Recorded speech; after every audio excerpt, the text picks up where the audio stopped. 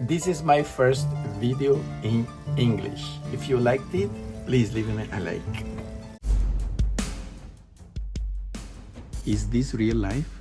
Have you ever questioned reality? What if everything we know is a lie? What if we are living in a simulation? It sounds like science fiction, but some philosophers and scientists take this idea seriously. They wonder if our universe is not a physical reality, but a sophisticated computer program. Think about it. Our senses, experiences, and even our memories could be simulated. This idea is not new. It has roots in ancient philosophy, and modern technology makes it seem more plausible than ever. Let's explore this mind-bending possibility together. Over 2,000 years ago, the Greek philosopher Plato wrote about a thought experiment called the allegory of the cave.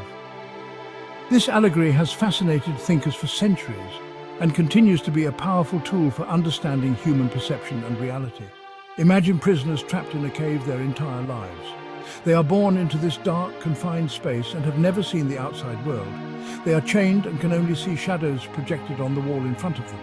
These shadows are cast by objects behind them, illuminated by a fire. The prisoners believe these shadows are reality. To them, the shadows are all they have ever known, and they cannot imagine anything beyond these shapes and movements. One day, a prisoner escapes. He manages to break free from his chains and ventures outside the cave. He sees the outside world, the sun, and the real objects casting the shadows. The brightness of the sun initially blinds him, but gradually he begins to see the world in its true form. He returns to the cave to tell the others, but they don't believe him. They think he is delusional and refuse to listen to his stories of the outside world. They are so accustomed to the shadows that they reject the truth. The idea of a world beyond the cave is too frightening and incomprehensible for them to accept. Plato's allegory is a powerful metaphor. It challenges us to question our own perceptions and consider the possibility that there is more to reality than what we can see and touch. It suggests that our senses can deceive us. What we perceive as reality might be nothing more than shadows on a wall, a limited and distorted view of a more complex truth. This allegory encourages us to seek knowledge and understanding beyond our immediate experiences. It reminds us that our understanding of the world is always limited and that there is always more to discover. Like the prisoners in the cave, we might be trapped in an illusion. Our challenge is to break free from our chains, to question the shadows, and to seek the light of truth and knowledge. In 2003, philosopher Nick Bostrom proposed a modern version of the simulation hypothesis. This hypothesis suggests that what we perceive as reality might actually be an artificial simulation created by an advanced civilization. The idea has sparked significant debate and interest in both scientific and philosophical communities. Bostrom argues that at least one of these three propositions must be true. The first proposition is that civilizations are unlikely to reach a level of technological sophistication where they can create realistic simulations. This means that the technological hurdles to creating such simulations are insurmountable, and no civilization will ever achieve it. The second proposition is that even if civilizations do reach that level of technological advancement, they are unlikely to be interested in running ancestor simulations. This could be due to ethical considerations, resource constraints, or simply a lack of interest in simulating past human experiences. The third proposition is the most intriguing and controversial, that we are almost certainly living in a simulation. If advanced civilizations have the capability and the desire to create simulations, they would likely create many such simulations, possibly even millions or billions. Bostrom's argument hinges on the idea that if future civilizations have the ability and desire to create simulations, they will likely create many. This leads to the conclusion that if there are many simulations, the probability that we are living in the original base reality becomes extremely low. This argument has profound implications for our understanding of reality and our place in the universe. It challenges the very nature of existence. and raises questions about the ethical and philosophical implications of creating simulated realities. If enough simulations exist, the probability that we are in the original reality becomes vanishingly small. This thought-provoking hypothesis continues to inspire discussions and research, pushing the boundaries of what we know about technology, consciousness, and the nature of reality itself. So, are there any clues that we might be living in a simulation? Some proponents point to the rapid advancements in computer technology.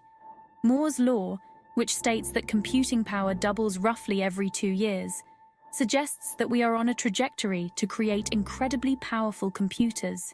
Furthermore, the fabric of reality itself, as described by quantum mechanics, seems pixelated and probabilistic. Could this be evidence of a simulated universe? Some even suggest that glitches in the matrix, like déjà vu or unexplained phenomena, might be signs of our simulated nature. However, there are also strong arguments against the simulation hypothesis. One criticism is that it is unfalsifiable. If we cannot prove or disprove it, is it even a scientific question? Others argue that creating a simulation as complex as our universe would be incredibly resource-intensive, perhaps even impossible. Furthermore, the simulation hypothesis raises ethical concerns. If we are living in a simulation, who are our simulators? What are their motives? And what does it mean for our free will and moral responsibility? Modern physics, particularly quantum mechanics, adds another layer of complexity to the discussion. Quantum mechanics describes the behavior of matter and energy at the atomic and subatomic levels. It reveals a world that is inherently uncertain and probabilistic. Particles can exist in multiple states simultaneously. The act of observation seems to influence the outcome of experiments. These bizarre findings challenge our intuitive understanding of reality. They suggest that the universe might be far stranger than we can imagine, but they don't necessarily point to a simulation. Whether or not we are living in a simulation, the very idea has profound implications. It challenges our understanding of the universe and our place within it. It forces us to confront fundamental questions about the nature of reality, consciousness, and our place in the cosmos. Are we merely digital constructs, or is there something more to our existence? If reality is not what it seems, if it is a sophisticated illusion, then everything we believe about ourselves and the universe might be up for grabs. Our perceptions, our experiences, and even our memories could be artificial. The simulation hypothesis highlights the power and potential of technology.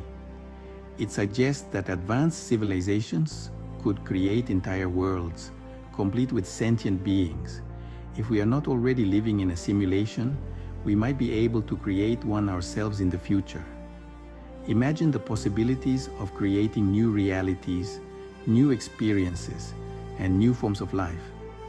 This raises profound ethical and philosophical questions about the future of humanity and our relationship with technology. What responsibilities do we have towards the beings we create? How do we ensure their well-being?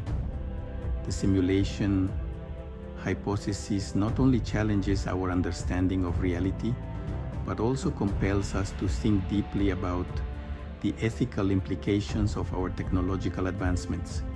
As we move forward, we must consider the impact of our creations on both our world and any potential simulated worlds. Ultimately, the question of whether we are living in a simulation might be unanswerable. Our current understanding of physics and technology might be insufficient to comprehend the true nature of reality.